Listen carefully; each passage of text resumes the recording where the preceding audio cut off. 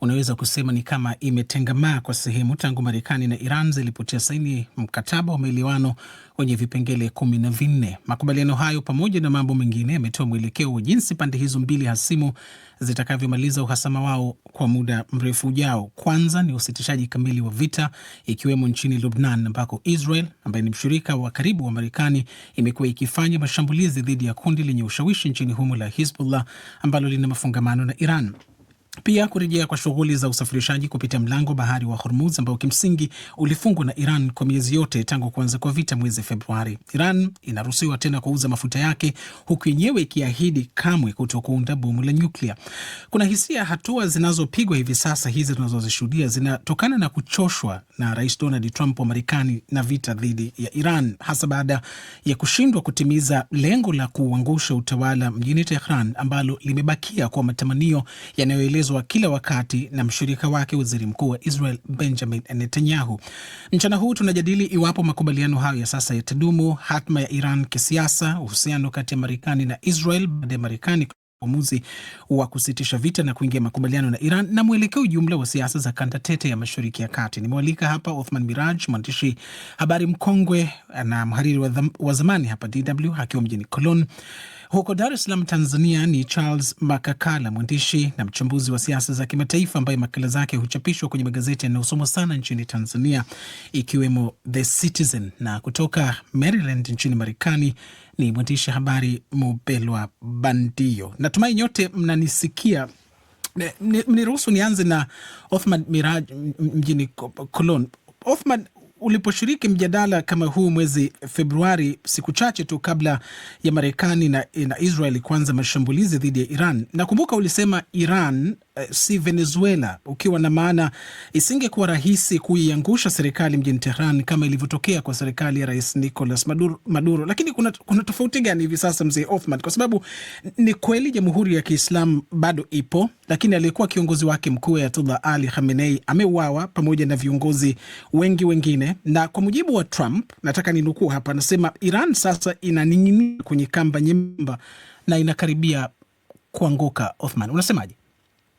Kuanguka siwezi kusema, mwandishi wa habari. Haikaribii kuanguka kwa sababu haya yote yaliyotokea tangu Februari, tumeona wazi kwamba Marekani imeshindwa katika mapambano haya. Ni kwamba sasa utawala wa Iran uko madarakani, wa Marekani walisema watauangusha kama vile walivyomuondosha Chavez huko Venezuela. Lakini unamaanisha Nicolas Maduro? Ndio. Maduro huko Venezuela, lakini si rahisi hivyo. Tukumbuke kwamba tofauti kubwa baina ya Venezuela na Iran. Iran ni dola kubwa, dola yenye enzi nyingi. Imeanzishwa dola hiyo tangu hata kabla ya Mtume Musa. Kwa hivyo si dola ya leo na jana kama vile Marekani au kama vile Venezuela zilivyo. Ni dola hii kubwa na imepambana na mitihani mingi, na haijawahi. Mapambano ya kushambuliwa na madola ya nje mara nyingi yametokea huko Iran, lakini haijawahi kuanguka kabisa na kusambaratika dola hiyo. Kwa hivyo yote yale Trump aloazimia ya kuangusha utawala wa Tehran na vile vile mbinyo wa kuiwekea vikwazo mbalimbali nchi hiyo havijafaulu mpaka sasa. Kwa hivyo siwezi kusema kwamba iko karibu, inaning'inia kuanguka dola hiyo. Wa Irani, licha ya shida zote wanazozipata, vita vya Iran na Iraq, wa Iran bado wako nyuma ya utawala wao wa Mula kule Tehran, na japokuwa na manunguniko na utawala huo kwamba wa kimabavu na wa kipolisi, lakini bado wanaona bora utawala ule kuliko kutawaliwa na dola ya kigeni. Kwa hivyo sioni kwamba kwamba wamepata kushindwa. Kwa hakika Marekani ndio imeshindwa kabisa, na hata washirika wa Marekani, nchi za Kiarabu za Ghuba kama vile Saudi Arabia, Qatar au Bahrain au Kuwait, zote zimejikuta ziko taabani kwa sababu wamegundua sasa kwamba kumng'ang'ania Marekani tu na kutaka ulinzi wa Marekani tu hakutoshi. Lazima waachane na Marekani, na Irani imeambia wazi nchi hizo za Kiarabu kwamba nyinyi mkifuata tu pia wa Marekani hamtokuwa salama, na mkiachia nchi zenu kuwa na vituo vya Kimarekani tu kila wakati kuishambulia Iran, hamtokuwa salama. Kwa hivyo hali ya Mashariki ya Kati na hata eneo la Ghuba itabadilika vikubwa kutokana na mkataba huu. Mkataba huu ni mimi ninavyoona ni mafanikio kwa watawala wa mashehe huko Tehran. Asante Othman Miraji kwa kutufungulia. Tutakwenda kutizama iwapo kweli kuna chochote kitabadilika kwa jumla kwenye siasa za eneo la Mashariki ya Kati. Charles Makakala, umemsikia Othman Miraji anajenga hoja, anasema licha ya pigo ambalo Iran imelipata, kwa mfano kuuliwa kiongozi wake mkuu, lakini sasa kuna makubaliano yaliyofikiwa. Hatimaye Marekani imerudi mezani na kutia saini makubaliano na Iran. Kwa Othman, anasema hii inaashiria ni ushindi kwa Tehran. Unakubaliana naye? Nafikiri ni vigumu sana kuweza kufikia hitimisho hilo. Kwa upande mmoja, ni kweli kwamba Iran imefanikiwa kisiasa, kwamba sasa hivi inaweza ikakaa mezani moja kwa moja na Marekani, haichukuliwi tena kama asimu anatengwa, bali ni mtu ambaye anaweza akakaa mezani tukajadiliana moja kwa moja.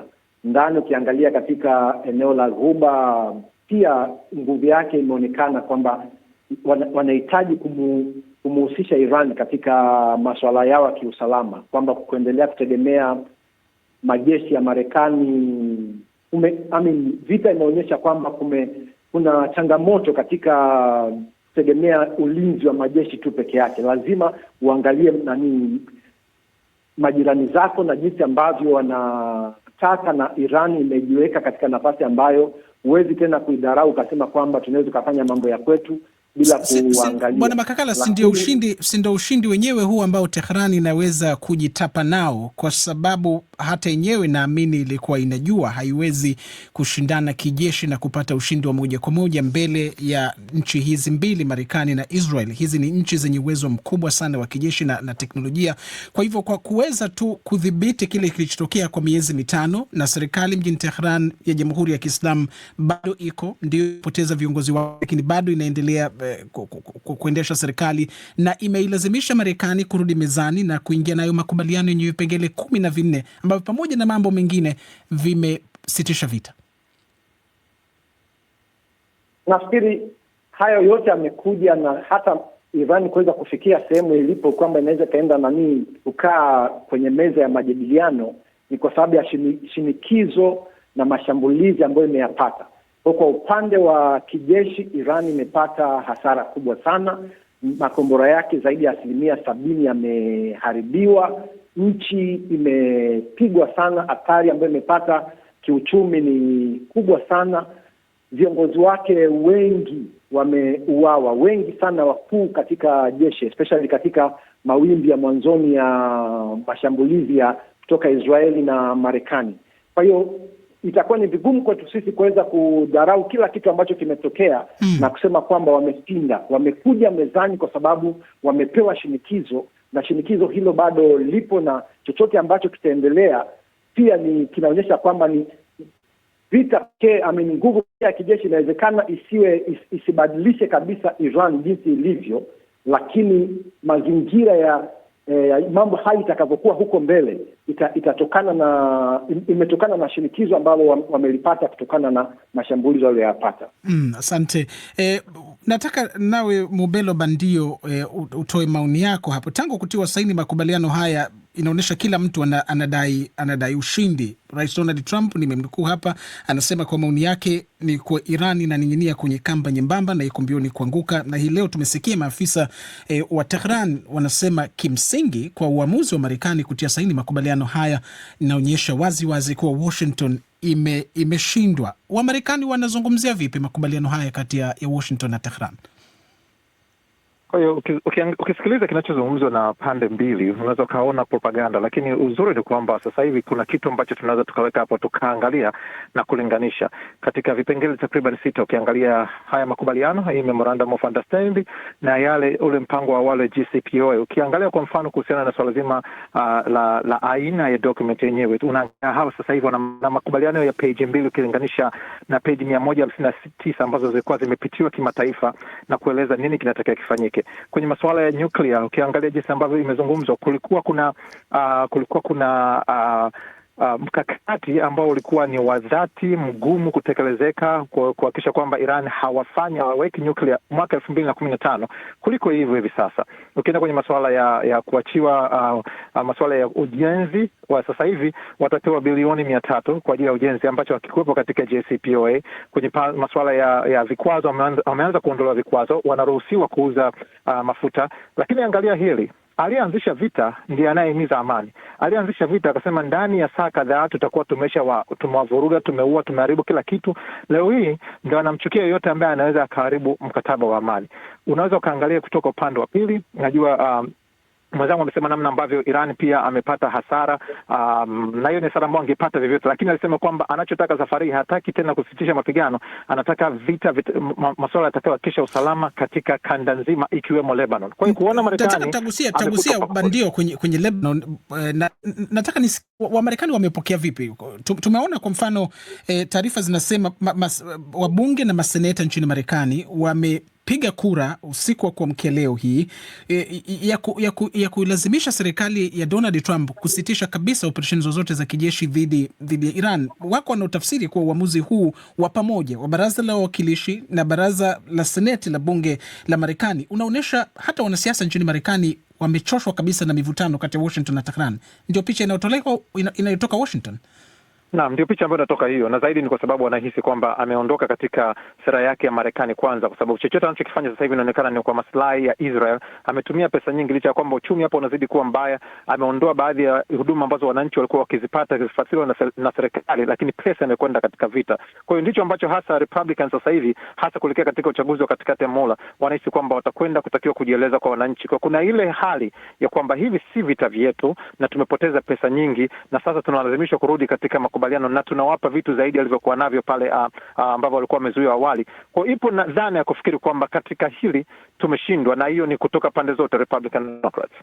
Asante. Othman Miraj, tunafahamu makubaliano haya yaliyotiwa saini kati ya Marekani na Iran si ya mwisho, yanatoa muda wa siku 60 za majadiliano. Tumeona awamu ya kwanza ilifanyika Geneva na mashauriano mengine yanaendelea nchini Pakistan, na Rais Donald Trump wa Marekani alikwisha onya, anasema haya ni makubaliano ya maelewano, memorandum of understanding, na ikiwa hatoridhika anaweza kuanza kudondosha tena mabomu. Muda wa siku 60. Unaamini baada ya siku 60 pande hizi mbili zinaweza kufikia makubaliano mapana yatakayohakikisha usalama wa miaka mingi kwenye kanda ya Mashariki ya Kati, Othman? Si rahisi hata kidogo. Siku 60 ni chache mno katika uwanja wa kisiasa. Mashauriano haya yataendelea siku nyingine, miezi kwa miezi, kwa sababu mambo wanayokabiliana nayo hawa washauriano huko Uswisi ni magumu mno, hasa hili suala la kumiliki nishati ya kinuklia. Iran maisha imesema haitaki kutengeneza silaha za kinuklia, lakini hawa nchi za magharibi na Marekani zinashikilia kwamba kuna mpango wa siri wa Iran kutengeneza silaha hizo. Kwa hivyo kutoaminiana baina pande hizi mbili ndio msingi mzito fitina.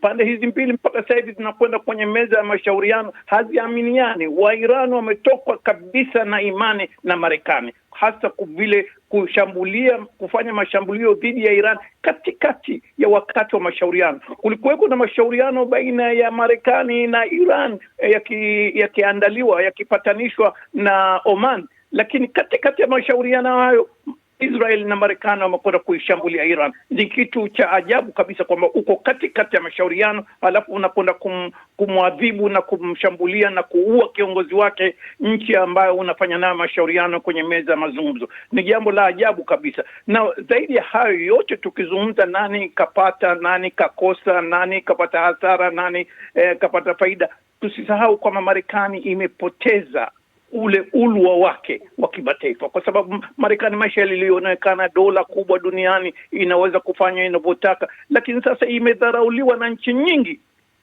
sana za Umoja wa Mataifa zimeidharau Marekani kwa kitendo chake hicho. Marekani inaonekana sasa kama dola ambayo inaweza kujiingiza pale popote ikatumia misuli yake kuwakandamiza watu wengine bila kujali sheria za kimataifa. Ziko wapi sheria za kimataifa ambazo zinatajwa kila kati katika matangazo ya kupigania haki za binadamu nani? Lakini Marekani sasa imekuwa inaongoza katika nchi ambazo zinadhulumu nchi nyingine, hasa nchi ndogo isiyokuwa na nguvu. Kwa hivyo hasara kubwa Marekani imepata ni kidiplomasia, si tu kijeshi, hasara ya kijeshi na hasara ya kiuchumi. Uchumi wa nchi zetu za Kiafrika umeangamia sana kutokana na kishindo hiki cha Marekani kuishambulia Iran, kwa sababu mafuta yetu ni ghali sasa, chakula ni ghali. Hata katika nchi za magharibi za Ulaya vyakula vimekuwa ghali, ukosefu wa kazi ni mkubwa. Huko nyumbani Afrika Mashariki chakula kwenye maduka hakishikiki bei zake. Asante Othman. Makakala, kuna hisia na ishara vile vile kuwa vita hivi vimeimarisha nafasi ya Iran kwa sababu ambazo wengine wamejenga hoja hapo kwenye kanda ya Mashariki ya Kati, lakini vimedhoofisha uhusiano wa kijadi kati ya Marekani na Israel, na hapa kwa mahsusi kabisa uhusiano kati ya Rais Donald Trump wa Marekani uliopaliliwa kwa muda mrefu na waziri mkuu wa Israel Benjamin Netanyahu, kwa sababu inaonyesha Netanyahu hakuafiki uamuzi wa Marekani wa kufikia makubaliano ya sasa ya awali na Iran na hata vile vile kusitisha vita. Unasemaje? Bila shaka sasa swali hili nimelielekeza kwa Makakala. Bwana Othman, tafadhali. Naam, nimelielekeza kwa Charles Makakala huko Dar es Salaam. Bila shaka kumekuwa na changamoto katika uhusiano wa haya mataifa mawili, lakini naomba niseme tu kwamba uhusiano wa kijadi wa Marekani na Israeli utaendelea. Hizi changamoto ni changamoto za maslahi. Marekani ameonyesha kwamba ana maslahi mapana zaidi katika kile ambacho anakifanya katika majadiliano yake na Iran, na kwa kufanya namna hiyo amemweka Netanyahu pembeni, na Netanyahu na Israeli wanaona kwamba kuna maslahi yao ambayo hayazingatiwi.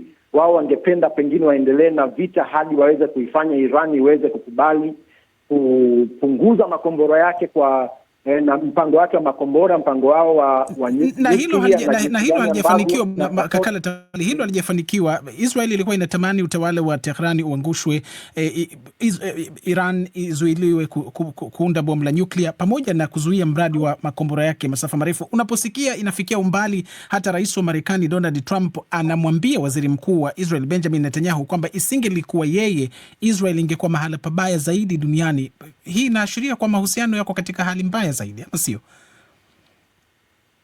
Kwa hakika tunaweza tukasema kwamba kumekuwa na sintofahamu, kwamba wamekuwa na kauli ambazo haziendani kwa pamoja, lakini Marekani tunajua kwamba Donald Trump baada ya miaka mitatu ataondoka. Ndio maana nasema kwamba ule uhusiano kimsingi utaendelea kubaki vile ilivyo bila kujali hali iliyopo kwa sasa hivi. Hii ni swala la muda mfupi tu. Israel ataendelea bado na influence kubwa sana katika nchi ya Marekani. Kwa kile kinachoendelea sasa hivi ndio ni sintofahamu, sijui watakitatua kwa namna gani. Israeli yeye angependa kuendelea kufanya kile anachokifanya kwenye operation zake pale Lebanon. Marekani anamzuia kufanya hivyo kwa sababu Iran ametaka kwamba Lebanon iwe sehemu ya mkataba. Asante, naambiwa muda wetu umetutupa mkono. Nilidhani ni dakika nyingine 4 za ziada, lakini kwa bahati mbaya kumbe muda umetutupa mkono. Nakushukuruni sana Charles Makakala, mwandishi na mchambuzi ukiwa hapo Dar es Salaam, Othman Miraji ukiwa mjini Cologne, Bwana Mubelwa Bandio, mwandishi wa habari ukiwa huko Maryland, Marekani. Uniwie radhi umechangia mara moja, lakini asante sana. Mimi ni Rashid Chilumba, tusikilize makala.